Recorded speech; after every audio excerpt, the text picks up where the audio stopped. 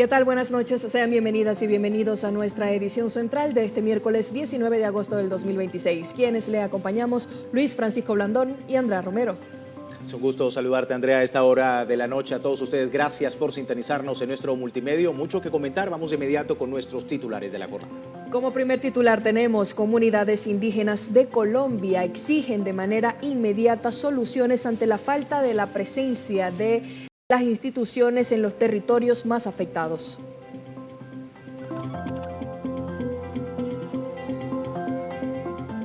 Hablaremos también de Bolivia. El gobierno enfrenta acusaciones de corrupción tras la captura del asesor del presidente Rodrigo Paz, Fernando Cerimedo, quien es investigado por enriquecimiento ilícito y tentativa de feminicidio.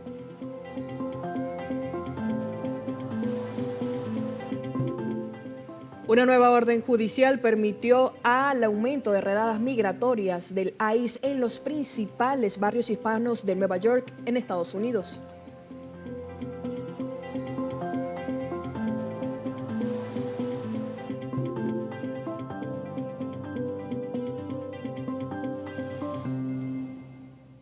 El ministro de Israel de Seguridad Nacional, Itamar Ben-Gvir, anunció la preparación de una horca destinada a ejecutar a prisioneros palestinos.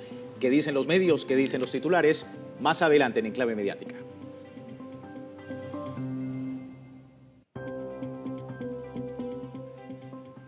Y para información deportiva nos acompaña nuestro compañero Luis Fernando Villasmil. Adelante, Luisfer.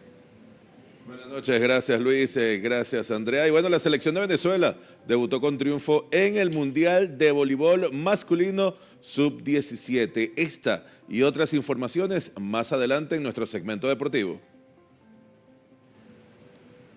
Ya en materia cultural les vamos a contar que es el hallazgo histórico de las reliquias del príncipe moscovita Dmitri Donskov, conocido por liderar a las fuerzas rusas a la victoria sobre los mongoles. Revisamos detalles más adelante en nuestro segmento.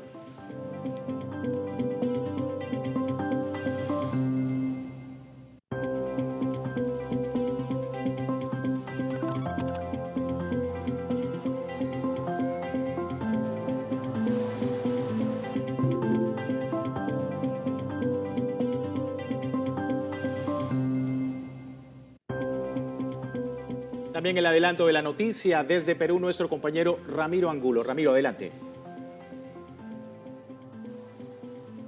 El sindicato de Petro Perú están preocupados por la reciente designación de Oliver Stark como el presidente de esta empresa estatal. Ellos consideran que él podría encaminarla hacia su privatización, ya que en una anterior gestión había planteado la incorporación del sector privado a esta institución para poder reflotarla. En breve regresamos con más información sobre este tema. También nuestra corresponsal desde Quito, Ecuador. Adelante.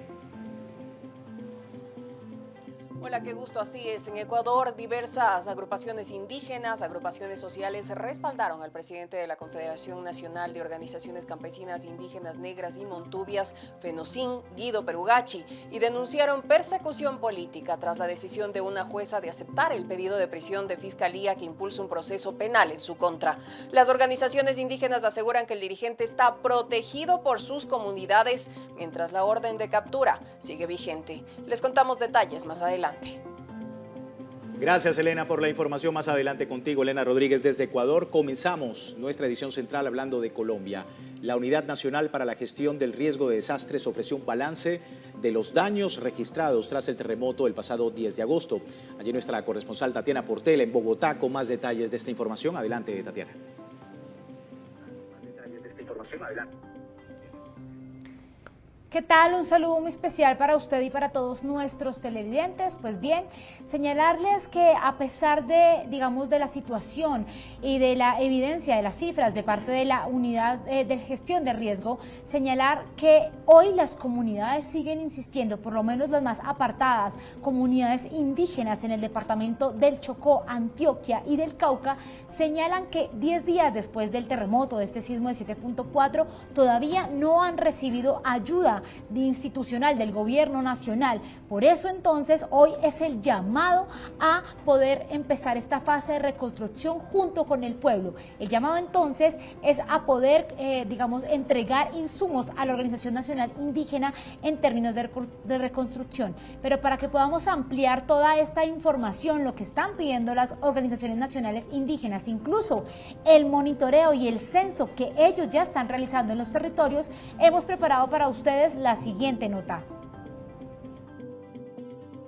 10 días después de que Colombia sufriera uno de los terremotos más devastadores de su historia reciente, el presidente Abelardo de la Espriella prometió llegar a todos los territorios afectados e iniciar la fase de reconstrucción. Estamos en todos los frentes.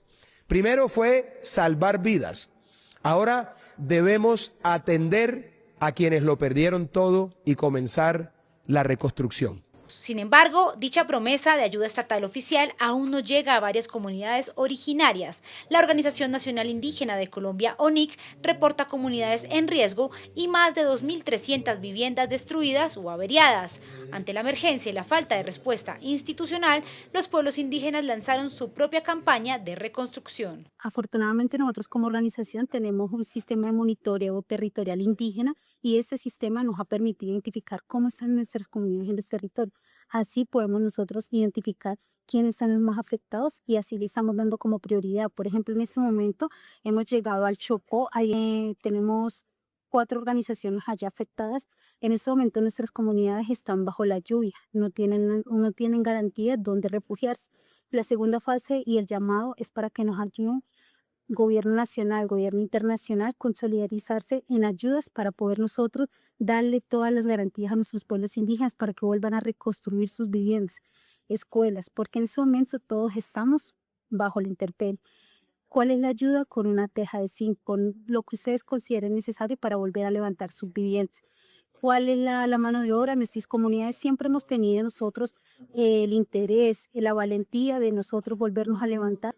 Pese a que el gobierno nacional parece desconocer lo evidente, esta crisis sí llegó a la Comisión Sexta del Senado, donde varios congresistas citaron a debate de control político al director de la Unidad de Gestión de Riesgo, David Santiago Tamayo. Hay que darle mucha trazabilidad a quiénes están siendo las víctimas, cómo van los censos en todo el país, cómo van las ayudas que se entreguen personalmente, que lleguen a donde tienen que llegar, y precisamente esas son las preguntas que tenemos que hacer frente a todo el manejo que se le tiene que dar a esta crisis. Más allá de la entrega de insumos, los próximos meses estarán marcados por la tensión entre el gobierno central y la autonomía de las autoridades indígenas, en territorios donde además persiste la presencia de grupos armados ilegales. Hacemos el llamado a la articulación y que nuestras comunidades indígenas, a la hora de establecerse un proyecto de reconstrucción, no queden por fuera, porque nuestras comunidades indígenas son las que están más distantes, son las que tienen difícil acceso y son las que están en el medio del conflicto armado en el país. Eso a nosotros nos preocupa bastante. Si no hay una articulación con nosotros, va a ser difícil la llegada a esos territorios. A las familias que perdieron sus viviendas, les quiero decir que no están abandonadas, no están solas. Habrá subsidios de arrendamiento. A pesar de los anuncios oficiales, se conoció que los subsidios de arrendamiento comenzarán a entregarse hasta octubre, casi 2 meses después de la tragedia. Un retraso que profundizará la vulnerabilidad en las regiones más golpeadas por el sismo del pasado 10 de agosto.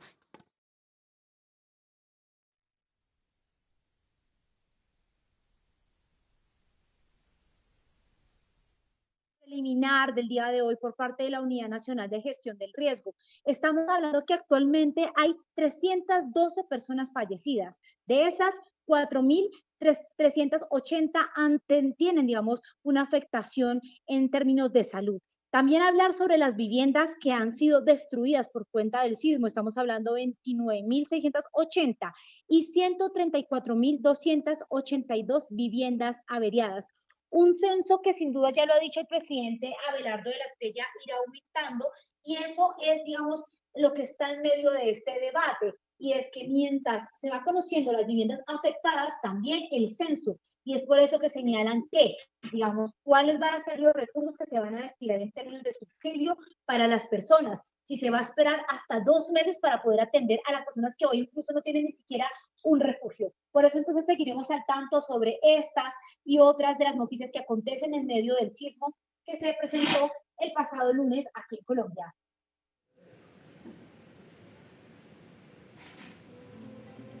Gracias a nuestra compañera Tatiana Portela desde Bogotá, capital de Colombia. Seguimos en Colombia y es que se avanza en su recuperación tras el devastador terremoto del pasado 10 de agosto. Para eso tenemos a nuestro corresponsal Hernán Tobar, que nos trae información desde el departamento de Risaralda. Adelante, Hernán.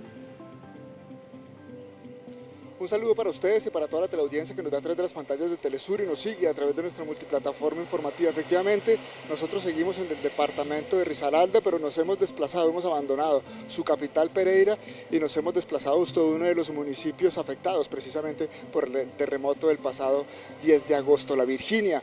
Vemos cómo su cúpula, la cúpula, una de las torres de la iglesia, pues quedó totalmente destruida en el piso, y así también otras estructuras como la galería, la plaza de mercado resultó bastante afectada y había sido inaugurada el pasado más o menos unos 3 meses, según lo que nos comentan los habitantes.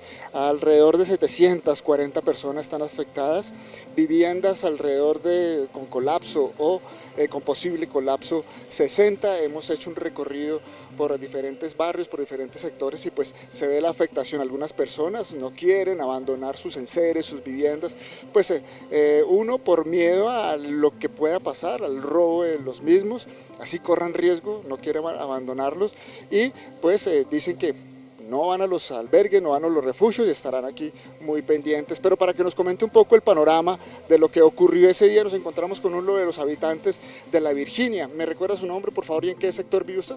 Luz Marina Ríos, del barrio Expansión Norte. Bueno, Luz Marina, cuéntele a toda Latinoamérica y al mundo cómo vivió usted ese 10 de agosto. Ya han pasado 9 días, vemos cómo está la iglesia, hemos hecho algunos recorridos por los barrios y se ve bastante afectado. Cuéntenos, ¿cómo vivió la familia ese hecho?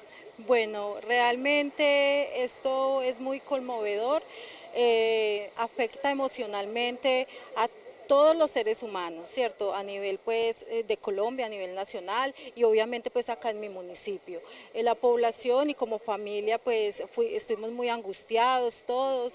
Gracias a Dios, a mi Padre Celestial, que no nos pasó nada. Todos estamos vivos, nuestras casas bien, gloria a Dios, pero no por eso estamos bien, porque realmente el municipio de La Virginia está muy afectado en diferentes barrios de acá del pueblo. Además también tenemos los 5 colegios del municipio también afectados como infraestructura, y también nuestra iglesia, también tenemos muchas viviendas afectadas. Emocionalmente también la gente está mal, de verdad que esto afecta tremendamente, pero yo tengo mucha fe en Dios que toda la parte internacional, todas las familias que tienen ángeles terrenales de buenos recursos nos van a apadrinar y nos van a ayudar acá en el municipio para poder salir adelante y levantarnos de esta tragedia tan grande como fue el terremoto de 7.4. Marina, preguntarte, hace poquito estuvo el gobierno nacional, estuvo el vicepresidente José Manuel Restrepo, y también estuvo el ministro del Interior, Rodrigo Lara. Inclusive estuvieron en uno de los refugios, aseguraron que pues iban a llegar las ayudas, iba a llegar la reconstrucción. Hay mucha expectativa por lo que pueda hacer esa ayuda para las personas por parte del gobierno nacional. Bueno, sí, hablando del gobierno nacional, pues yo también quiero como hablar también del alcalde, de nuestro alcalde Juan Carlos Botero.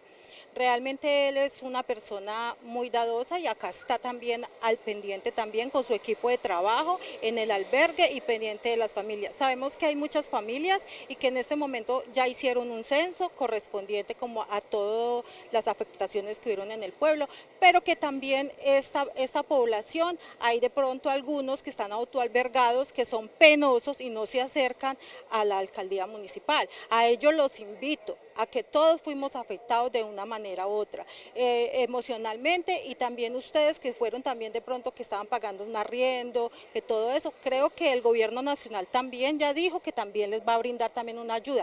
Yo sé que eso no es de ya para allá, pero que sí realmente cumpla el señor presidente de la República actualmente elegido y que realmente venga y le ayude a la población virginiana. Soy doliente de este pueblo, lo amo con todo mi corazón, mi familia y yo somos de acá de toda la vida y acá estamos para brindarle cualquier ayuda también, emocionalmente. Soy psicóloga, también puedo brindarle algún espacio, aparte también trabajo pues con la alcaldía municipal, soy psicóloga de la subsecretaría de salud, pero en mis tiempos libres también puedo ir a llevarles un mensaje de aliento, a escuchar, a tener ese centro de escucha para las familias y poder brindarles amor, bondad y darles un consuelo también de una palabra de aliento. Marina, muchas gracias por aceptar la invitación a Telesur. Dios te bendiga y Dios les guarde siempre. Bueno, muchas gracias. Bueno, afortunadamente, en medio de la tragedia, pues solo hubo una persona fallecida en este lugar. Hoy tuvimos la oportunidad de recorrer algunos barrios donde vimos pues las afectaciones a las viviendas, estuvimos también en el albergue donde se le ofrece la ayuda a las personas, mucha solidaridad y eso es lo que hemos visto en todo el pueblo risaraldense. Las personas, las organizaciones sociales de derechos humanos se suman precisamente para llevar alguna ayuda, así sea médica, en cuestión de alimentos. Ellos se unen fraternalmente pues, para atender esta situación. Pero para entender un poco lo que significa las afectaciones en esta población de la Virginia, el departamento de Risaralda, cómo están viviendo las personas que están albergadas, pues hemos preparado para ustedes el siguiente informe. Así quedó la iglesia del municipio de La Virginia en el departamento de Risaralda, lo cual es un claro reflejo del impacto que tuvo el terremoto del pasado 10 de agosto en esta población. Yo me encontraba con algunas personas en el templo, que habíamos ya media horita terminado la Eucaristía, estamos rezando laudes y rosario cuando empezó el temblor. Nos quedamos ahí junto al sagrario que estamos el grupito, pero fue muy horrible, muy horrible. Yo que lo viví puedo contarlo todo desde adentro del templo. Con los grupos que estaba, todos nos podemos a rezar, a invocar al Señor Jesús, porque es lo que uno hace en estos momentos tan débil, invocar al Señor. Pero fue muy horrible, ¿verdad? Que si no le deseo a ninguno, porque los que vivimos por aquí nos dimos cuenta la magnitud que tuvo el terremoto. Según las cifras de las autoridades locales, alrededor de 60 viviendas del municipio se encuentran en riesgo de colapso. Esta compleja situación afecta a decenas de familias. Algunas de ellas se niegan a evacuar sus enseres pese al peligro latente, por lo que permanecen a las afueras de sus hogares. En este momento estamos durmiendo allá en esas carpas, vea, como las ven allá. No podemos ingresar porque estamos en este momento, pues como lo pueden ver, no podemos ingresar porque nos da miedo que se nos venga eso, porque tiene muchas fisuras. Entonces estamos durmiendo en la calle, estamos haciendo escarpas, más que todo. Y pues ya nos censaron, más que todo, para no poder ingresar porque estamos corriendo el riesgo de que se nos caiga la casa encima, como lo pueden ver ahí, lo está sosteniendo esas guaduas para evitar de que las paredes se nos caigan encima. La galería, inaugurada hace apenas 3 meses, también resultó afectada en sus muros y ventanales. Mientras en las calles se realizan los trabajos de recolección de escombros, el balance preliminar deja alrededor de 740 personas afectadas por el fuerte remesón de tierra. De ellas, 27 familias llegaron al refugio instalado por la administración municipal en el Coliseo Integral, ubicado a las afueras del casco urbano. En este lugar reciben alimentación, recreación y servicio médico. Ante tal situación, crecen las expectativas frente a las soluciones para la reconstrucción de las zonas afectadas que ha prometido el gobierno nacional. Expectativas tenemos muchas, teniendo en cuenta que dentro del gobierno municipal ya hemos tenido contacto con la nación y se han anunciado la ayuda para las personas de las que tenemos acá que hayan tenido de pronto colapso total de las viviendas. Entonces esperamos que las ayudas que han de pronto anunciado hasta el momento se den de la manera que esperamos y que puedan beneficiar a todas estas familias que en verdad están creyendo tanto en nosotros como en ellos. El balance oficial de las autoridades en Risaralda tras el terremoto registra 111 personas fallecidas y 184 desaparecidas, mientras que en el municipio de La Virginia solo se reportó una víctima mortal. Como parte de la respuesta a la emergencia, la gobernación mantiene equipos de rescate y maquinaria pesada en las zonas afectadas de Pereira, Dos Quebradas, Santa Rosa de Cabal, Belén de Umbría, La Celia y Pueblo Rico para adelantar labores de recuperación. Asimismo, las instituciones continúan con la distribución de ayudas humanitarias directamente a las comunidades damnificadas. Con la Cámara de... Las personas con las que hemos podido hablar, los damnificados, esperan que esas ayudas prometidas por el gobierno lleguen, los fondos sean articulados precisamente con las autoridades locales para que se pueda hacer la reconstrucción de estos municipios afectados sobre todo en el eje cafetero. Nosotros seguiremos este recorrido, mañana estaremos en el norte del Valle del Cauca dando cuenta a esas poblaciones afectadas por el terremoto el pasado 10 de agosto. Esta es toda la información, sigan ustedes con más de Telesur. Telesur de la mano con los más afectados en Risaralda, en Pereira. Muchísimas gracias, Hernán Tobar, con este recorrido que nos presenta nuestro compañero. Y bueno, voluntarios en Cali continúan reforzando la asistencia humanitaria tras el terremoto de 7.4 que afectó Colombia. Vámonos justamente al Valle del Cauca, en la ciudad de Cali, con nuestro corresponsal, compañero periodista Milton Henao. Adelante, Milton.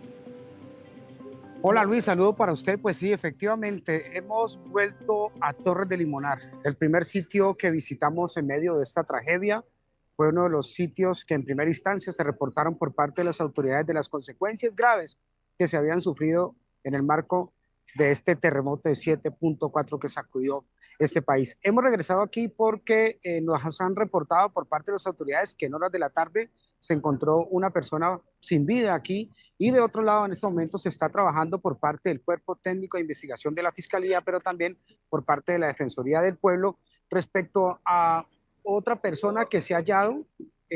Al fondo vemos la maquinaria trabajar y más allá donde están las luces se está realizando el levantamiento de estas personas. Es decir, que en el día de hoy las autoridades aquí particularmente han encontrado a 2 personas sin vida y por eso hemos regresado hasta este punto. Y entre tanto, pues efectivamente se continúan con estas labores de remoción de escombros, también con mucho cuidado de otro lado porque se están recuperando por lo menos los cadáveres de las personas que se encuentran fallecidas. Hay que decir que al momento se reportan 56 personas que permanecen desaparecidas y las autoridades trabajan para recuperar los cuerpos de estas personas en los diferentes sitios. Les recordaba más temprano que ya de acuerdo a las cifras se contabilizan, de acuerdo al Instituto de Medicina Legal, 312 personas fallecidas y de ellas, según el último reporte que acabamos de conocer por parte de la Alcaldía Municipal, ya asciende a 144 por lo menos aquí en Santiago de Cali. Y entre tanto, pues sigue ese trabajo paralelo de particulares, de ciudadanos, de voluntarios que ofrecen sus casas, que ofrecen sus escenarios para atender a la gente frente a este tema.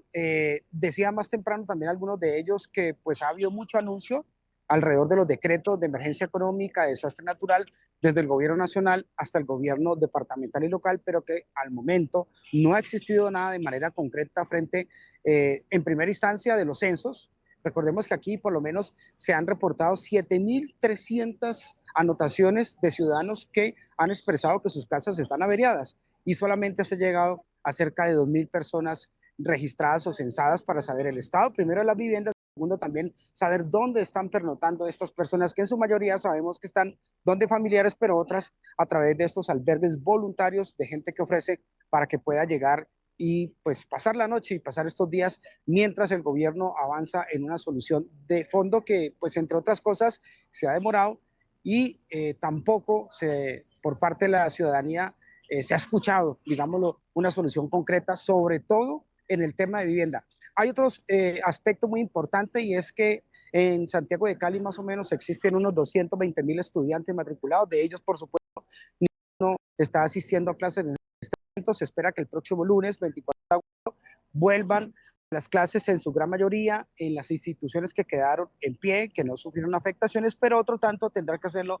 vía remoto de manera virtual. Y allí existe o surge una nueva problemática, y es que la conectividad que tienen Colombia no es suficiente Además, económicamente en muchos hogares no existe este servicio. En otros terremotos más lejanos, como el departamento del Chocó y Buenaventura, ni siquiera a veces llega la energía o llega por horas. Y en ese sentido, por eso preocupa la situación que hay en este momento.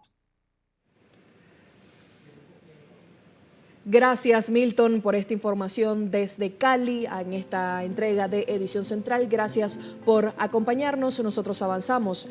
La Unidad Nacional para la Gestión del Riesgo de Desastres ofreció un balance de los daños registrados tras el terremoto del pasado 10 de agosto, a pesar de la falta de cifras unificadas tras la tragedia. El organismo reportó que la tragedia se extendió a 471 municipios de 15 departamentos, con un saldo de 314 fallecidos, 4.437 heridos y 262 personas desaparecidas. La emergencia afectó a más de 147.464 familias, dejando 30.664 viviendas completamente destruidas y otras 136.946 con averías. El sector salud también sufrió graves daños, 303 centros asistenciales se vieron afectados, 3.443 establecimientos educativos también resultaron perjudicados y 302 edificios colapsados, principalmente allí en las localidades de Cali y Pereira. En cuanto al apoyo internacional, se detalló que cuentan con 138 rescatistas extranjeros. Asimismo, los equipos de socorro han rescatado a 364 personas.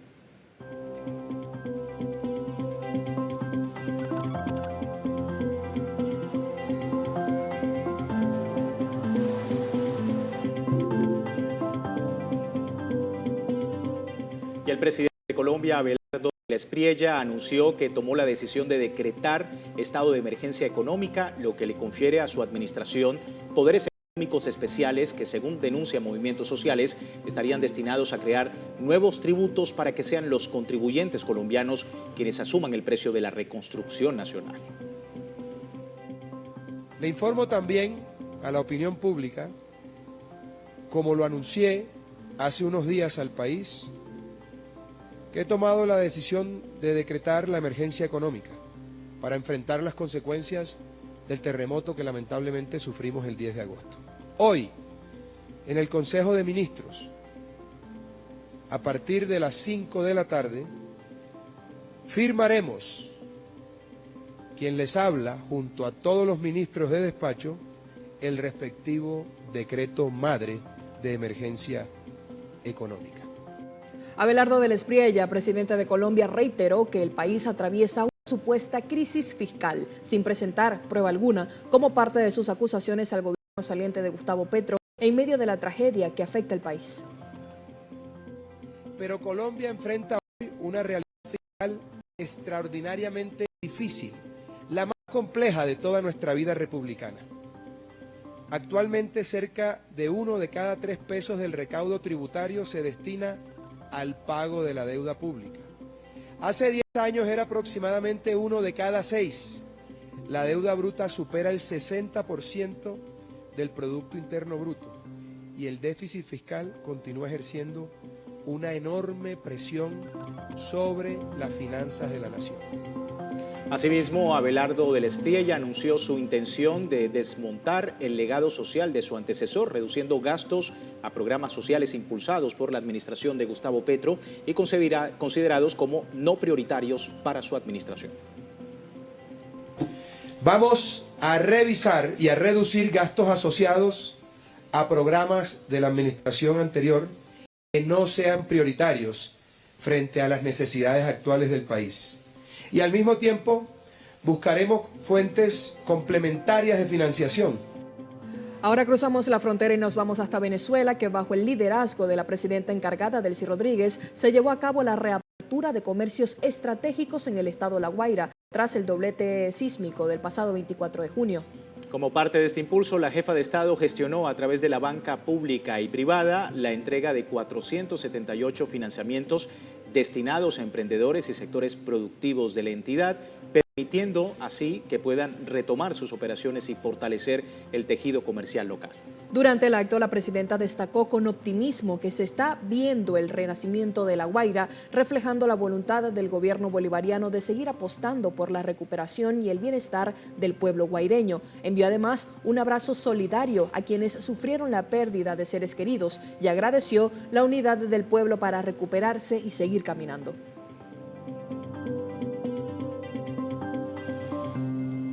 Estamos aquí al lado en Farmatodo y me da mucha alegría ver cómo la actividad económica en el estado de La Guaira empieza también a renacer, empieza a tener nuevo impulso, y estos 478 financiamientos que estamos dando hoy para actividad económica, emprendimiento, tanto la banca pública como el Banco Nacional de Crédito, banca privada, hayamos sumado esfuerzos para apoyar y dar financiamiento y que ustedes puedan retomar sus actividades económicas.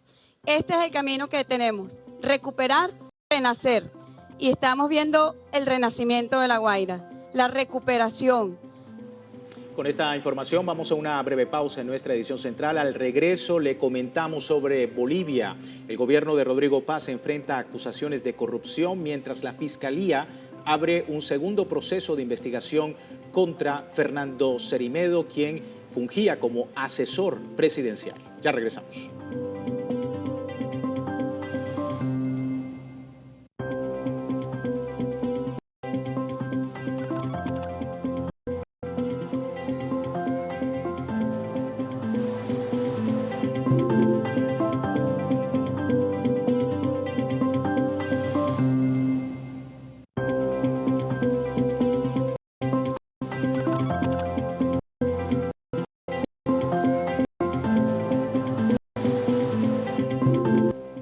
Estamos de vuelta con más de Edición Central y avanzamos en Bolivia. El gobierno de Rodrigo Paz enfrenta acusaciones de corrupción, mientras la Fiscalía abre segundo proceso de investigación contra Fernando Cerimedo. Nuestro corresponsal, Freddy Morales, nos cuenta los detalles. Gracias, Andrea. Luis, buenas noches, saludos desde La Paz. Efectivamente, la Fiscalía ha anunciado que en las próximas horas, cuando Fernando Cerimedo sea puesto ante un juez que determinará su situación inmediata y futura, es decir, si será procesado en libertad y se realizarán también las investigaciones en libertad o en presidio, es un personaje destacado en todo el continente por la ultraderecha de varios países. Ha estado como asesor de varios gobiernos de derecha y también participando en las campañas electorales de candidatos de derecha en varios países del continente. La Fiscalía efectivamente ha determinado incrementar no solo la acusación de intento de feminicidio contra su expareja, la abogada Nadia Beller, sino que también lo demandará en las próximas horas, insisto, cuando se realice la sesión ante un juez por enriquecimiento ilícito. Sobre estos temas hemos preparado el siguiente informe.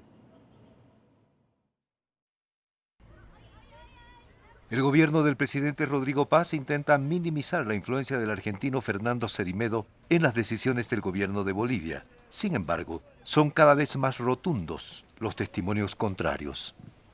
Estuvo en las dos únicas reuniones de gabinete en las cuales me dejaron participar como vicepresidente. Yo lo vi ahí.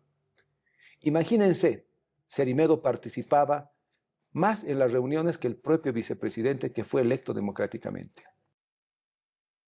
Se recordó que Cerimedo asesoró campañas electorales de Macri y Milei en Argentina, de Bolsonaro en Brasil, asesoró en Chile para que fracase la constituyente, fue asesor directo del actual presidente de Honduras y de El Salvador.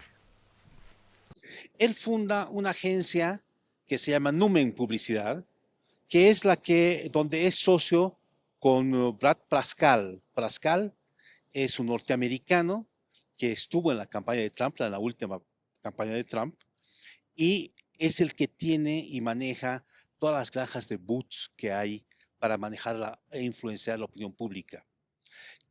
Con esta agencia Numen también saca lo que se llama el diario de derecha.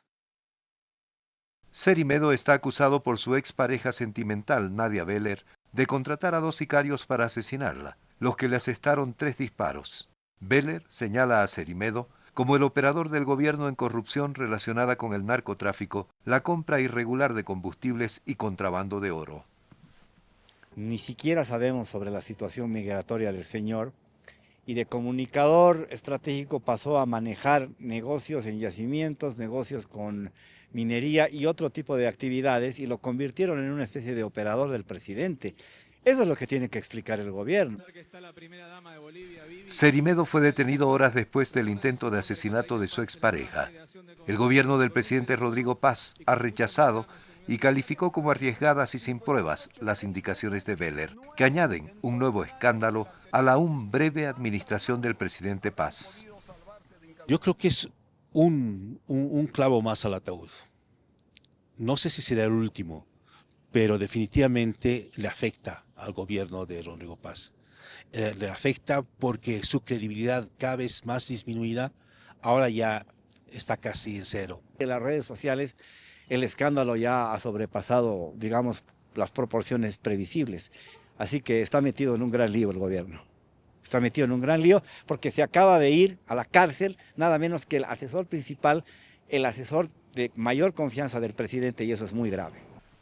La Fiscalía anunció que solicitará 6 meses de detención preventiva para Fernando Cerimedo, al que acusará de tentativa de feminicidio y enriquecimiento ilícito, porque encontraron en su departamento cajas con dinero en efectivo. Uno de sus 4 abogados afirmó que tiene un contrato con la Corporación Andina de Fomento para asesorar al presidente Rodrigo Paz, pero funcionarios de ese banco desmintieron la versión. La Corporación Andina de Fomento, mediante su regional en la ciudad de La Paz, Bolivia, ha emitido un comunicado esta noche en el que desmiente que el señor Cerimedo hubiera tenido alguna relación contractual con ese organismo internacional y mucho menos para pagar algún servicio de asesoría al presidente de este país. La sesión en la que los jueces determinarán la situación del señor Cerimedo se realizará mañana jueves en la ciudad de Santa Cruz.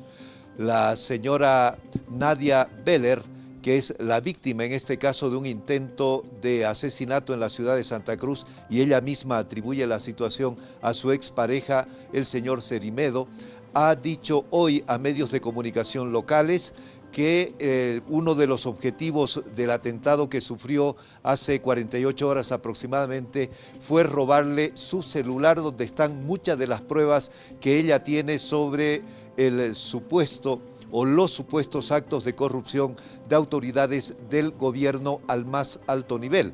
Sin embargo, dijo que ella tiene en otro celular una copia completa de esas pruebas, pero que además tomó la previsión, antes de que atentaran contra su vida, tomó la previsión de entregar a varias personas las pruebas que ella dice tener contra las autoridades del gobierno boliviano y también contra Fernando Cerimedo, el principal asesor del presidente Rodrigo Paz.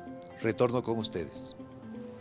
Seguimos muy atentos a todo este escenario, a todo este caso que sigue, por supuesto, generando reacciones no solamente en Bolivia, sino en el resto del continente. Nuestro compañero Freddy Morales desde Bolivia. Bueno, vamos a seguir hablando precisamente de este escándalo por la captura del asesor del presidente de Bolivia, en este caso Fernando Cerimedo, que alcanza, como decíamos, dimensiones internacionales. La presidenta de México, Claudia Sheinbaum, abordó el caso en su mañanera de este miércoles y decía de Cerimedo lo siguiente. Lado derecho, Cerimedo ayer fue detenido en Bolivia, acusado por su esposa de intento de feminicidio, que contrató a 2 sicarios que le dispararon y que sobrevivió, pues afortunadamente, y denuncia otras cosas, ¿no? Incluso que es agente de una de las agencias de Estados Unidos. La propia esposa lo denuncia, nadie más que la esposa. Por ahí se puede poner una nota donde viene lo que declara la esposa. Entonces presenta una denuncia a la esposa y lo detienen, o sea, es un feminicida en pocas palabras, que agredió varias veces a su esposa. Entonces, ellos que quieren que los ponga en la mañanera, pues ya están en la mañanera. Pero uno de ellos hoy está detenido por intento de feminicidio denunciado por su propia pared. ¿Este de qué medio es? El Clarín, que es argentino, ¿no? Sí, es asesor de varios presidentes de América Latina. Pero digamos, más allá de eso, el tema central es que nosotros aquí hemos denunciado que La Derecha Diario es un medio que fomenta la difusión de noticias falsas y genera opinión a partir de dinero. Que el propio Negre denunció, no, el propio Negre informó que Salinas Pliego lo contrató. Y ahora, después de haber publicado en diciembre del 2025 de que pusiera esta foto en la mañanera, pues ya ahora sí ya la puse. Y uno de ellos pues está denunciado por feminicidio. Cambiamos de tema. En Perú, el regreso de Oliver Stark a la presidencia de Petroperú ha generado preocupación entre los trabajadores, ya que en una anterior gestión planteó al gobierno de turno incorporar al sector privado a esta petrolera con el objetivo de reflotarla. Para los trabajadores se trató de un intento de privatización que podría volver a repetirse. Ramiro Angulo con los detalles. Los trabajadores del sindicato de Petroperú han expresado su preocupación por la designación de Oliver Stark como el presidente de esta empresa petrolera. Para ellos, él podría encaminar su privatización, además de seguir aplicando el decreto de urgencia 010-2025, que plantea su reorganización y la venta de sus principales activos, entre estos el de la refinería de Talara, considerado uno de los más importantes de América Latina. Sobre este tema hemos preparado un informe que vamos a ver a continuación. Los trabajadores del sindicato de Petroperú han rechazado el anuncio del gobierno sobre el nuevo rumbo que tomará la petrolera más importante del país. Esto luego que Oliver Stark asumió la presidencia de esta entidad. Si el mismo presidente, como usted dice, el 2024, manifestaba que Petroperú estaba en quiebra, ¿cómo ahora recibe una empresa que dentro de sus mismas declaraciones manifestaba que estaba en quiebra? Entonces yo no encuentro alguna razón que haya tenido, salvo que como los últimos años, lamentablemente la empresa se estaba manejando de manera política, haya aceptado que le den esas facultades. Ellos desconfían de Stark, ya que en el 2024, cuando este era presidente de Petroperú, anunció una crisis financiera y planteó la incorporación del sector privado para reflotarla. Lo grave y lo penoso, ¿no?, es que Petroperú ha ido perdiendo protagonismo en el mercado de combustibles y hoy no satisface en mi estadística, ¿no?, ni el 16% del mercado, ¿no? ¿Por qué? Porque desde que salió la señora Dina Boluarte, la práctica han venido asfixiando a Petroperú, le han venido limitando los recursos, inclusive teniendo un financiamiento privado, febrero, marzo de este año, conseguido en la gestión de el señor Narváez, que también salió en noviembre del año pasado, 2.000 millones de dólares de bancos privados norteamericanos y uno chino, ¿no?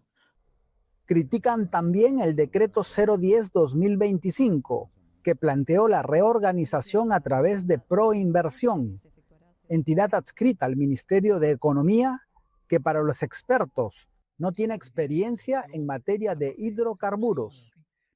En el sector hidrocarburos no tiene ninguna experiencia, absolutamente. Y digamos, cuando se le encomendó hace ya casi 15 años llevar adelante la masificación del gas natural en 7 regiones, pues hasta la fecha no ha concluido, ¿no? Entonces ha sido un fracaso, lógica, y es un fracaso.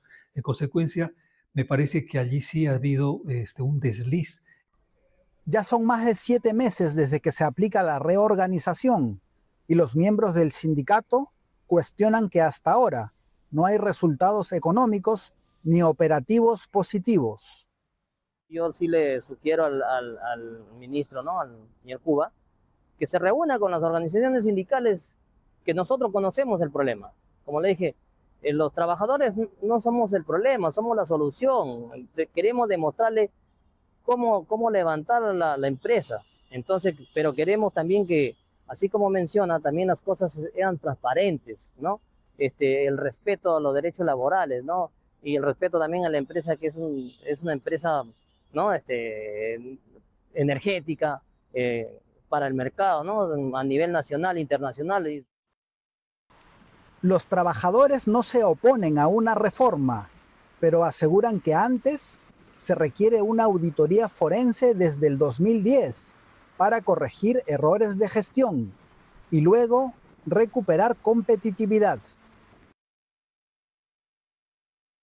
Es importante remarcar que los trabajadores del sindicato han exigido a la nueva administración un plan de reestructuración responsable con resultados verificables, así como la defensa del rol estratégico de Petroperú y de la soberanía energética nacional. Gracias a nuestro compañero Ramiro Angulo desde Perú. Avanzamos. Lo hacemos en Ecuador. Organizaciones indígenas y sociales respaldaron este miércoles al presidente de la Confederación Nacional de Organizaciones Campesinas, Indígenas, Negras y Montubias, FENOCIN, Guido Perugachi, y denunciaron que la orden de prisión preventiva emitida en su contra responde a una persecución política. Afirman que el dirigente está protegido por sus comunidades y exigen a la policía respetar la jurisdicción indígena. Elena Rodríguez con el informe desde Ecuador. Adelante. Hola, qué gusto saludarte. Saludos también para nuestra audiencia en América Latina y el mundo. Así es, entre el paro de 2025 y la orden de prisión contra Guido Perugachi hay una cadena de decisiones políticas y judiciales hoy bajo cuestionamiento. Organizaciones sociales y defensoras de derechos humanos hablan de persecución política, mientras este se presenta como un caso que podría elevar todavía más la tensión entre el gobierno y el movimiento indígena. Les hemos preparado un informe. Organizaciones sociales cerraron filas de este miércoles 19 de agosto en defensa de Guido Perugachi. Sostienen que el proceso penal en su contra no responde, como señala la acusación, a su participación en el paro de 2025, sino a su iniciativa de revocar el mandato de Daniel Noboa. La mayoría de las 25 organizaciones filiales de FENOCIN han expresado su absoluto respaldo al compañero Guido Perugachi. El 14 de agosto, una jueza de Imbabura ordenó localizar y capturar a Perugachi por el presunto delito de paralización de servicios públicos. La Fiscalía lo acusa de promover cierres de vías y comercios durante el paro. Se dispone girar la boleta de localización y captura del ciudadano hoy procesado dirigida a la Policía Nacional del Ecuador. Y una vez que se cumpla con esta disposición judicial, será puesto a órdenes de este despacho. La Unión de Organizaciones Campesinas e Indígenas de Cotacachi, UNOCARC, asegura que Perugachi está protegido por sus comunidades. Rechaza el ingreso de policías o militares sin coordinación con sus autoridades y exige respeto a la jurisdicción indígena. Nuestras comunidades como pueblos y nacionalidades indígenas tenemos autonomía, nuestro propio territorio. Creo que nos ampara el artículo 171 bajo en este caso bajo la Constitución de la República. En ese sentido, nosotros activamos ya desde el primer día que dio en este caso la sentencia, la orden de captura. Creo que hemos activado nuestras guardias comunitarias y lo seguirán haciendo firmemente. Para los dirigentes sociales, la secuencia de los hechos alimenta las sospechas de persecución. Perugachi participó en el paro de septiembre de 2025. En enero asumió la presidencia de la FENOCIN y anunció la revocatoria contra Noboa. La solicitud fue presentada al Consejo Nacional Electoral en junio, rechazada en julio, y en agosto llegó la orden de prisión. Nuestro rechazo por esta persecución y porque se quiere seguir criminalizando la lucha y por supuesto, porque se han levantado por estas medidas que están asfixiando al pueblo ecuatoriano, por la suba del IVA, porque se ha incrementado el precio del combustible, porque ahora se ha incrementado el pasaje. La FENOCIN y otras organizaciones preparan convenciones para decidir posibles movilizaciones. Perugachi no ha sido declarado culpable. Enfrenta una instrucción fiscal de 90 días y su defensa apeló la prisión preventiva. Mientras el tribunal resuelve, las comunidades mantienen su respaldo y la orden de captura sigue vigente. Lo cierto es que lo que se resuelva en este proceso no afectará únicamente a un dirigente. También podría marcar un precedente sobre el tratamiento judicial que reciben quienes encabezan protestas contra el gobierno. A propósito de aquello, la FENOCIN anunció hoy que desarrollará una convención nacional para analizar medidas de hecho para el próximo 29 de agosto. Hasta aquí el informe. Gracias a nuestra compañera Elena Rodríguez desde Quito, Ecuador. El director del Centro de Inteligencia de Ecuador y 5 ciudadanos estadounidenses fallecieron en un accidente de helicóptero en el norte de Kenia. La aeronave se estrelló en las faldas del monte Ololokwe en el noroeste de la nación africana mientras realizaba un vuelo turístico por la zona. La presidencia de Ecuador confirmó que entre las víctimas se encuentran Michel Sensi Contugui, director general del Centro Nacional de Inteligencia y hombre de confianza del presidente Daniel Noboa, junto a su esposa, la diseñadora Stephanie Hollihan. Por su parte, el Departamento de Estado de Estados Unidos confirmó que entre los fallecidos se encuentran 5 de sus ciudadanos. Uno de ellos fue identificado como José Alberto Suárez, presidente y gerente general de varias estaciones de la cadena Telemundo en Florida. De momento, no se han revelado las identidades del resto de las víctimas estadounidenses. Asimismo, las autoridades de Kenia ya han iniciado una investigación para determinar las causas del siniestro.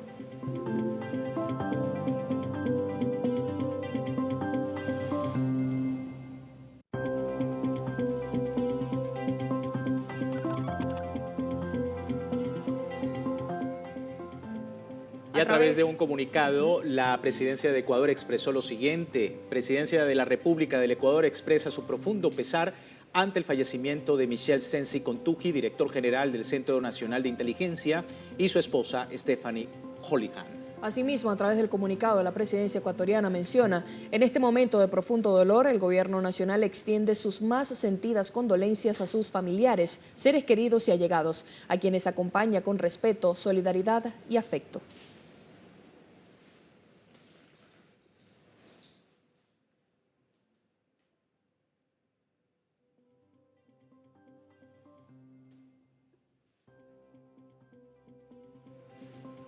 Cambiamos de tema. El diputado argentino Juan Grabois, durante una reunión conjunta en la Cámara de Diputados, denunció una nueva maniobra de represión y despojo territorial en la Patagonia.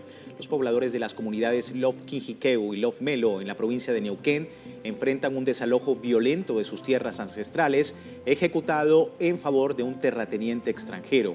La medida, respaldada por sectores del Poder Judicial local, vulnera la Constitución e ignora la legislación de protección a los pueblos originarios, avivando las alertas sobre el avance del acaparamiento privado sobre recursos naturales y las zonas fronterizas del país. Quiero aprovechar para denunciar algo que está pasando en este momento en la Patagonia, en la provincia de Neuquén, donde los pobladores de la comunidad de Chalcán están siendo brutalmente desalojados de su territorio por un terrateniente extranjero que compró de manera fraudulenta las tierras y que obtuvo de jueces amigos esta medida absolutamente injusta, contraria a la Constitución y a las leyes que protegen los derechos de los pueblos originarios. Y en ese sentido, manifestar desde acá nuestra solidaridad con la comunidad, exigir que cese la represión, exigir que se cumpla con la voluntad mayoritaria del pueblo argentino de terminar con la extranjerización de la tierra, de que no se permita que más terratenientes extranjeros sigan acaparando territorio en nuestra patria, particularmente en la zona de fronteras, que no se queden con poblaciones enteras, con las montañas, con los ríos, que no se queden con la vida de nuestra gente y que la justicia cumpla fundamentalmente con su mandato de proteger a los más humildes. En ese sentido, reiterar nuestro apoyo y nuestra solidaridad con la comunidad, exigir que cese la represión y el desalojo y que se garantice el derecho al territorio para una comunidad que tiene la posesión pacífica e ininterrumpida de sus tierras ancestrales. Muchas gracias. En Estados Unidos, una nueva orden judicial ha permitido el aumento de las redadas migratorias a lo largo y ancho de ese país. Nuestro corresponsal en Nueva York, Henry Camelo, nos amplía. Buenas noches a ustedes y a la teleaudiencia de Telesur. Cientos de miles de beneficiarios del CBP One y del parol humanitario pudieran verse a las puertas de una inminente deportación tras el reciente fallo de una corte de apelaciones. De todo esto les estaré contando a continuación. La eliminación por parte de un tribunal de apelaciones de la protección judicial que limitaba el uso de la llamada deportación acelerada ha desatado el pánico entre inmigrantes indocumentados y beneficiarios del parol humanitario en Estados Unidos. Ya ni las ciudades santuario, como Nueva York, se libran de las redadas masivas de inmigración, donde en los últimos días se han intensificado, principalmente en barrios hispanos. En esta área en realidad hubieron redadas, la cual no se sabían si en realidad eran las personas adecuadas o no eran porque estaban de civil. Y en realidad no mostraban un ID donde identificara que eran ellos. Es un poco preocupante porque pues, la gente no sale a buscar comida. Simplemente nada más está pasando la gente que viene del trabajo, sale del trabajo, pasa trayendo su comida o llama para recoger y todo el mundo se está refugiando en las casas. Nos encontramos en el área de Corona, Queens, donde gran parte de estas redadas migratorias hechas por ICE han ocurrido. Y muchas de ellas han quedado documentadas en las redes sociales. ICE is here. Get out of here, please. Get out of here. You're supposed to work together, guys. You guys wrong. You're not supposed to work together. Escenas como estas se replican a lo largo y ancho de todo el país. Unos 1.500 inmigrantes son detenidos por ICE diariamente y en un abrir y cerrar de ojos terminan montados en un avión deportados, con suerte, a sus países de origen. La persona no va a tener derecho, ¿verdad?, a un proceso ante el juez en la corte, a poder, ¿verdad?, llevar el proceso completo, sino que DHS lo va a poner en un proceso expedito donde todo esto pues va a ser brincado. Y es que antes de caer en una redada migratoria, muchos inmigrantes, incluso en proceso de legalización, están optando por la autodeportación. Ya estábamos los nervios a punta, no podía esperar que me detuvieran, una redada migratoria, que me metían preso 6 meses, 1 año, o me podían deportar para terceros países como el Cuba deportado. No, ya no podía vivir sin esa desesperación, pues yo decidí recoger las cositas que tenía y regresarme para allá, para Cuba. Es fue haber dicho en Cuba, en medio de los apagones, en medio de la ansiedad, pero es mucho mejor estar con la cabeza tranquila y lo muy tranquilo que vivir con el desespero que luego vivía en Miami. Yo entiendo que las personas no deben ¿verdad?, abandonar los procesos. Los procesos migratorios de por sí siempre han sido procesos lentos, procesos que requieren mucha paciencia. Así que una persona que ha iniciado el proceso en los términos, ¿verdad?, que lo haya hecho, mi mejor consejo es que sí, que continúe esperando, ¿verdad?, por una decisión. Porque en muchas ocasiones existen recursos más adelante que se pueden utilizar. Y para resistir, los inmigrantes no están solos. We want justice, we want peace, we want ICE off our streets. Organizaciones sociales están saliendo al paso de cada una de estas redadas, dejando en claro que en un país hecho por inmigrantes, todos llevamos algo de ello, desde quienes residen en Queens hasta quienes viven en la Casa Blanca. Expertos aseguran que el aumento de estos frecuentes operativos callejeros y detenciones express, en ocasiones utilizando vehículos sin insignias oficiales, obedecen a las tensiones políticas entre el gobierno federal y las autoridades estatales de Nueva York tras la promulgación de leyes locales que restringen la cooperación de las agencias policiales con ICE y limitan las detenciones en instalaciones estatales, lo que genera un clima de terror en las comunidades hispanas de los barrios afectados. Es la información que tengo desde la ciudad de Nueva York. Vuelvo con ustedes a los estudios. Muy buenas noches. Gracias a nuestro compañero Henry Camelo desde Nueva York por esta información. Ahora, Luis, al volver. Vamos a la pausa y al regreso en Enclave Mediática, lo que ha generado revuelo en Asia Occidental, y es que el ministro de Seguridad Nacional de Israel, el ultraderechista Itamar Ben-Gvir, anunció la preparación de una instalación de ahorcamiento destinada a ejecutar a prisioneros palestinos. Vamos a ver ¿Qué dicen los medios de comunicación? A la vuelta en Enclave Mediática.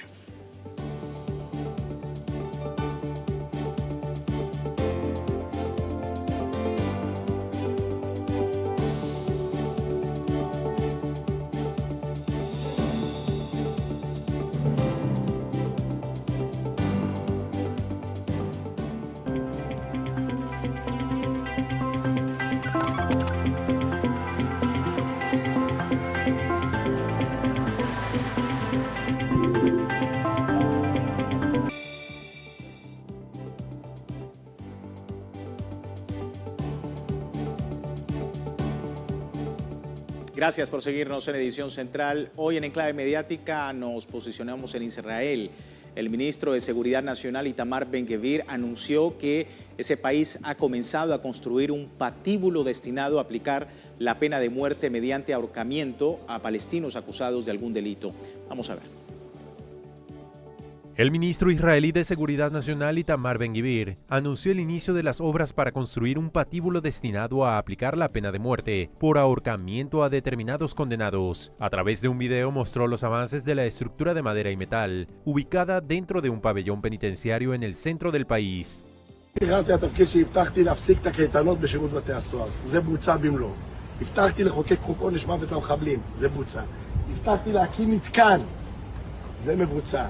והיום, שיש פיגועים אז בשטח, הורגים את המחבלים וטוב מאוד שכך. אבל אם המחבל, ועד היום מתחילת החוק לא היה לנו דבר כזה, אם המחבל יצא בחיים, וכאן הוא מגיע, יהיו כאן תאי צפייה. Ben-Gvir aseguró que las instalaciones contarán con cabinas de observación para que las víctimas y sus familiares puedan presenciar las ejecuciones. La medida responde a la ley de pena de muerte aprobada por el Parlamento israelí en marzo, la cual establece la pena capital castigo ordinario para residentes de Cisjordania juzgados por tribunales militares por presuntos delitos calificados de terrorismo. La normativa contempla la ejecución en un plazo de 90 días tras la sentencia definitiva, aplicando exclusivamente a la población palestina sometida a la justicia militar, puesto que los ciudadanos israelíes y colonos son procesados en tribunales civiles ordinarios. La ley afronta actualmente diversos recursos ante el Tribunal Supremo por vulneración de derechos fundamentales. Asimismo, varias organizaciones y representantes políticos denuncian las condiciones inhumanas en las cárceles israelíes, donde han muerto bajo custodia más de un centenar de palestinos desde finales de 2023, en medio de denuncias por torturas, falta de atención médica y privación de alimentos. Además, desde la llegada de Ben-Gvir al gobierno en 2022, el número de licencias de armas para israelíes ha aumentado un 126% en manos de colonos que amenazan a familias palestinas en Cisjordania. Especialistas de las Naciones Unidas también advirtieron que esta legislación podría vulnerar los compromisos internacionales de Israel en materia de derechos humanos, especialmente en lo relativo al derecho a la vida, las garantías de un juicio justo, la no discriminación y la prohibición de tratos inhumanos. Sin embargo, las autoridades continúan la construcción del patíbulo bajo total impunidad, ignorando los tratados de derechos humanos y consagrando la pena capital como herramienta de persecución política, además de avanzar en su plan genocida y limpieza étnica contra el pueblo palestino. ¿Qué dicen los medios de comunicación? Comenzamos con el portal español El Boletín, que titula de la siguiente manera: Ben-Gvir anuncia la construcción de un patíbulo, instalación de ahorcamiento para palestinos condenados a muerte. Y aquí el medio habla de este anuncio del ministro israelí de Seguridad Nacional, que llega en un contexto de fuertes críticas internacionales a las condiciones existentes en las cárceles de Israel. Médicos por los Derechos Humanos han elevado en julio de 2026 al menos 104 detenidos palestinos, como el número de fallecidos bajo custodia israelí desde octubre de 2023. Incluso el informe de la misma organización documenta y verifica 94 fallecimientos hasta el 31 de agosto de este año, y de los cuales 42 se produjeron bajo custodia del servicio penitenciario israelí, 52 en instalaciones bajo custodia militar. Vamos ahora con el medio National Cat, bajo el titular: el ministro ultra israelí Ben-Gvir desvela la instalación de ejecución en la horca para terroristas. Y este medio habla de que cómo Ben-Gvir hace gala constantemente de una retórica deshumanizadora hacia los palestinos. Si hace días pedía la ejecución indiscriminada de personas en la Franja de Gaza, también ha pedido la limpieza étnica de la Franja de Gaza. Ha defendido las acciones de los colonos violentos en la Cisjordania ocupada y humilla públicamente a activistas de la Flotilla de la Libertad, razón por la cual se le está investigando en Italia. España y otros países como Francia le han prohibido la entrada al país por sus ideas y sus acciones radicales. Y finalizamos el medio público de España, que titula de la siguiente manera: humillaciones a prisioneros y champán por llevar a la horca a palestinos. La pedagogía de la crueldad del ministro israelí Ben-Gvir. Profundizando el medio lo que varias organizaciones de derechos humanos han hablado, de que permanecen privados de libertad los palestinos sin que nadie conozca los presuntos delitos que han cometido, mientras que Ben-Gvir continúa paseándose por las cárceles de Israel, grabando sus visitas. Algunos de estos videos han dejado para la posteridad imágenes en las que el ministro humilla a los detenidos.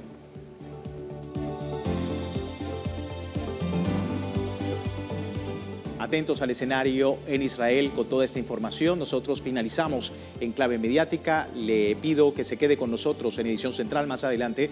Información deportiva de la mano de nuestro compañero Luis Fernando Villasmil. Ya regresamos.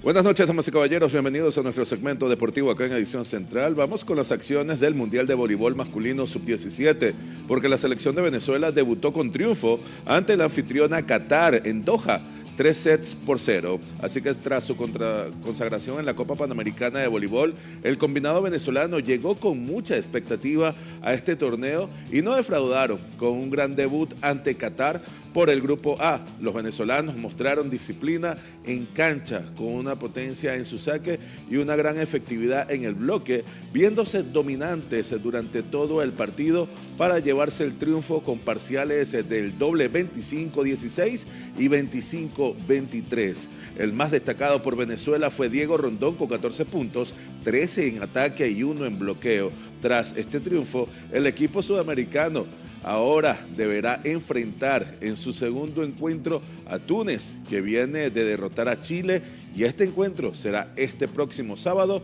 22 de agosto.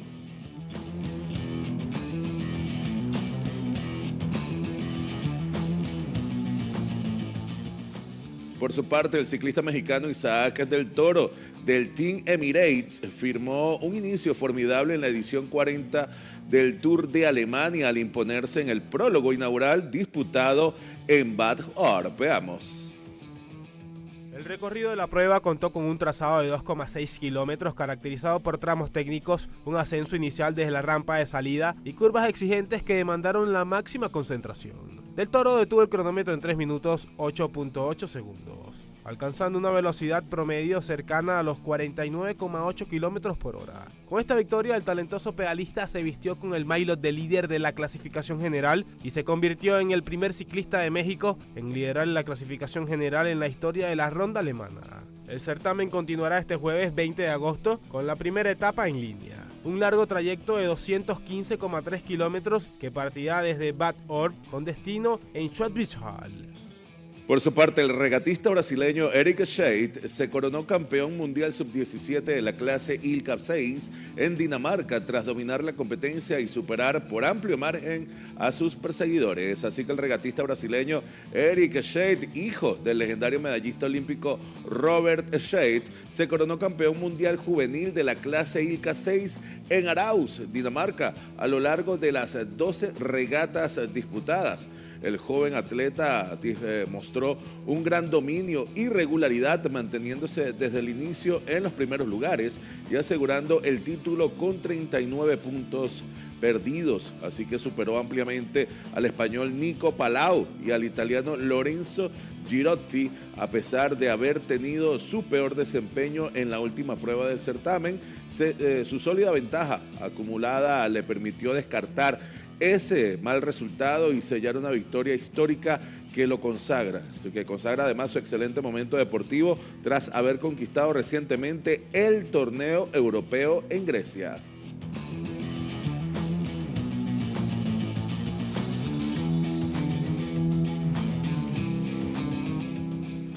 En el ámbito del balompié mundial, el futbolista inglés Harry Kane recibió este miércoles en Múnich, Alemania, su segunda bota de oro como máximo goleador de Europa. Así que Kane brilló con el Bayern Múnich, club en el que fue clave en la obtención de la última Bundesliga, aportando con 36 goles en 31 partidos en total de la liga alemana. Así que por lo que obtuvo su segunda bota de oro tras la edición de la temporada 2023 y 2024, en la que también marcó 36 tantos, pero en 32 encuentros.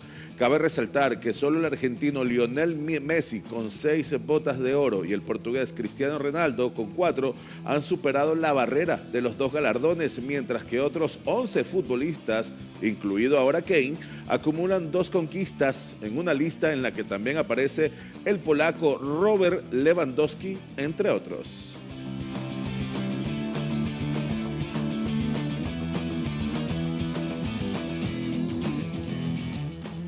Así que durante las declaraciones en la entrega de la bota de oro, Harry Kane reiteró que están apoyando a su compañero de equipo, el centrocampista alemán Jamal Musiala, quien, recordemos, se ha desmayado en par de encuentros con el Bayern Múnich. Escuchemos. Jamal Musiala está trabajando muchísimo, sobre todo desde su lesión del año pasado, para volver al máximo nivel. También ha trabajado mucho entre bastidores. Claro que, cuando ves una situación como la de ayer y el partido del sábado, no es agradable porque es nuestro amigo, es nuestro compañero. Nos sentimos frustrados por él. Sabemos que lo único que quiere es volver al campo y recuperarse cuanto antes. Desde nuestro punto de vista, se trata de estar con él, de hablar con él. El club lo apoya totalmente. Esperemos que con el tiempo mejore en ese sentido. El Club Deportes Tolima continúa la ayuda humanitaria en sus instalaciones en Ibagué para los afectados por el sismo en Colombia. Así que en la jornada de este miércoles, en el centro de acopio de Ibagué, el club logró recaudar cerca de 5 toneladas en ayudas, que se suman a las otras 29 toneladas inicialmente donadas por el club. Estas ayudas serán destinadas a atender las emergencias recientes en el Parque Deportivo de Ibagué, el cual funciona de manera articulada con las demás campañas de solidaridad de la región. Adicionalmente, Deportes Tolima habilitó también puntos de recolección en las puertas y tribunas del Estadio Manuel Murillo Toro para recolectar más ayuda humanitaria.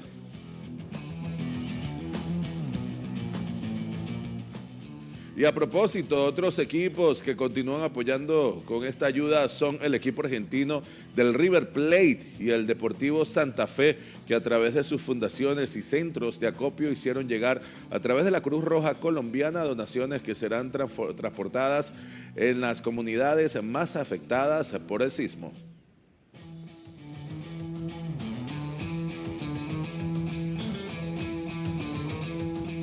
Y en mucho más del fútbol mundial, les comentamos que uno de los 8 vicepresidentes de la FIFA le reiteró su apoyo a Gianni Infantino. Sandor Sanji, quien es uno de los vicepresidentes de la FIFA y también presidente de la Federación Húngara de Fútbol, retiró de manera pública su apoyo al presidente del máximo ente del balompié mundial tras criticar la gestión y el despido del director de operaciones Kevin Lamoa, el cual se opuso al plan de Infantino de privatizar los mundiales.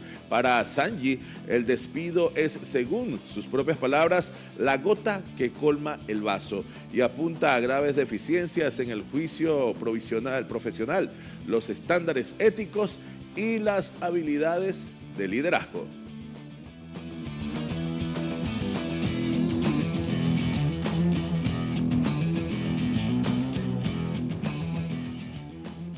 Y con todo lo que vive Gianni Infantino y la FIFA y los aliados que ya se le están retirando, nosotros hemos llegado al final de nuestro segmento deportivo acá en Edición Central. Vamos a una breve pausa y ya regresamos con mucha más de la información de cultura.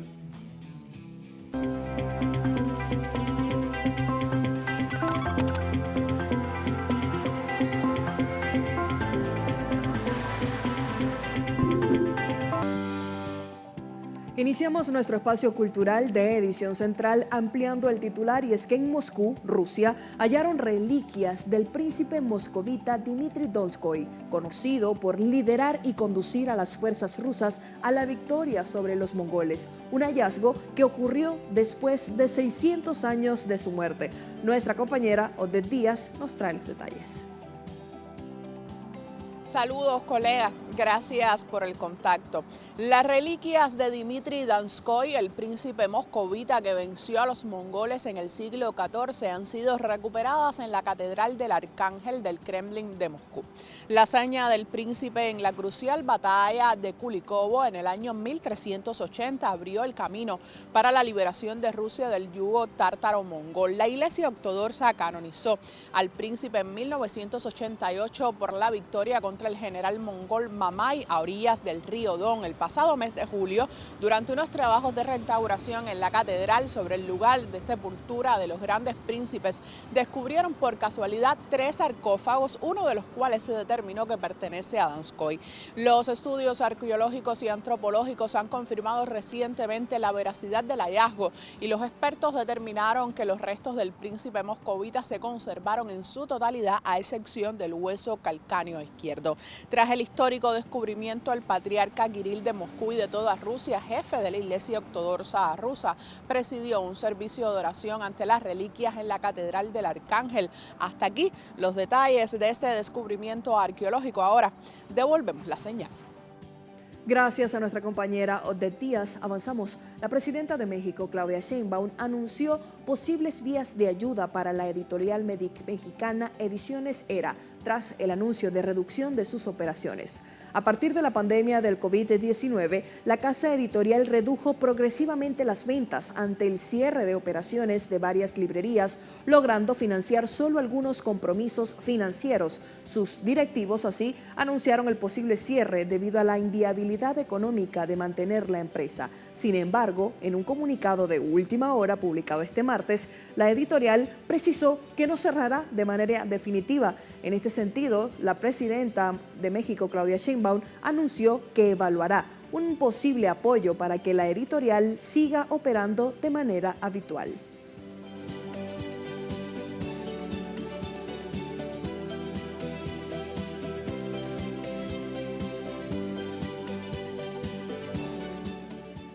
Seguimos en México. El país recupera 1.132 bienes arqueológicos que permanecían en Estados Unidos.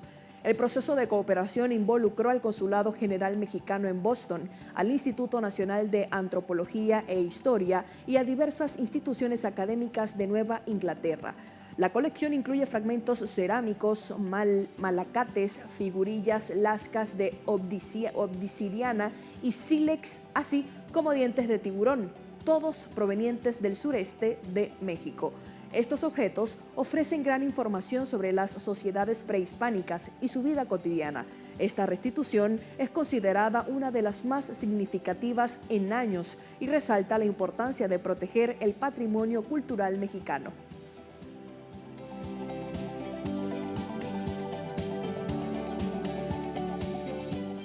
Pasamos ahora al Caribe. El Instituto Cubano de Cine recibió una donación de paneles solares por parte de la asociación alemana Nexer Internet Cooperación. El aporte fortalece la institución mediante un acuerdo de cooperación bilateral. Tras un acuerdo entre ambas instituciones, el Instituto Cubano de Cine logra consolidar su infraestructura a través de una donación de más de 80 paneles solares, 40 lámparas fotovoltaicas, triciclos y estaciones de energía que se instalarán en la azotea de Cuba Cine, destinados a respaldar la continuidad operativa de áreas clave como el laboratorio digital y el cine Charles Chaplin. Y esta iniciativa responde a la Estrategia Nacional de Impulsar Fuentes Renovables de Energía en el sector cultural. El presidente del ICAIC, Alexis Triana, agradeció la gestión solidaria alemana y destacó el valor de la cooperación internacional.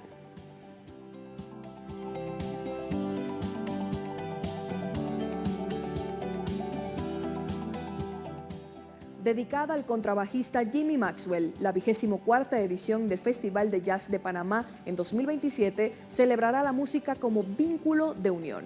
El evento destacará su poder para conectar personas y promover el bienestar integral. El pianista Danilo Pérez, fundador de este evento, expresó que la actividad ofrecerá conciertos y dinámicas gratuitas en escenarios como el Teatro Ateneo y la Ciudad del Saber, con figuras internacionales como Paquito de Rivera y Chiara Isi, junto a agrupaciones locales como Naitafón. Respaldada por la ministra de Cultura, Maruja Herrera, la cita reafirma su labor formativa en alianza con instituciones globales como el Berklee Global Jazz Institute, destacando el valor de la música para promover valores, creatividad e integración social en la niñez y la juventud.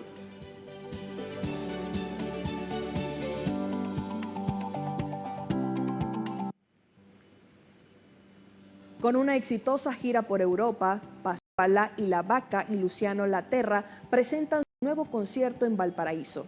La propuesta combina folclore, poesía indígena y armonía contemporánea en un formato sonoro único. Tras presentarse en Alemania y España, la dupla ofrece una propuesta multidisciplinaria que combina la raíz latinoamericana, el minimalismo y la música contemporánea. El espectáculo, El Valparaíso, incluye la ejecución del piano, capas electrónicas, improvisación y líricas basadas en versos originarios. Con este repertorio que abarca desde pasajes íntimos hasta momentos festivos, los artistas construyen una experiencia de carácter ritualístico que fusiona la tradición y la vanguardia, proponiendo un concepto sonoro innovador para el público local.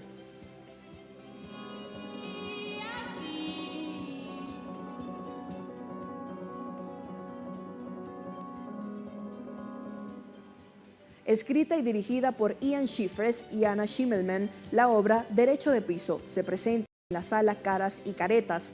Mediante el lenguaje musical y el humor, cuestiona el sufrimiento en las relaciones laborales. Tras ganar 7 premios Hugo 2025, el musical aborda la historia de Brenda, una empleada que asume tareas invisibilizadas dentro de una estructura laboral precarizada. A través del humor y la música, la producción de Teatro Futuro cuestiona el mandamiento del sufrimiento como condición para alcanzar el éxito profesional. En un contexto económico complejo para el sector cultural y otros rubros, esta pieza invita a reflexionar sobre la importancia del respeto, la equidad en el entorno de trabajo y la erradicación del maltrato y explotación como sistema.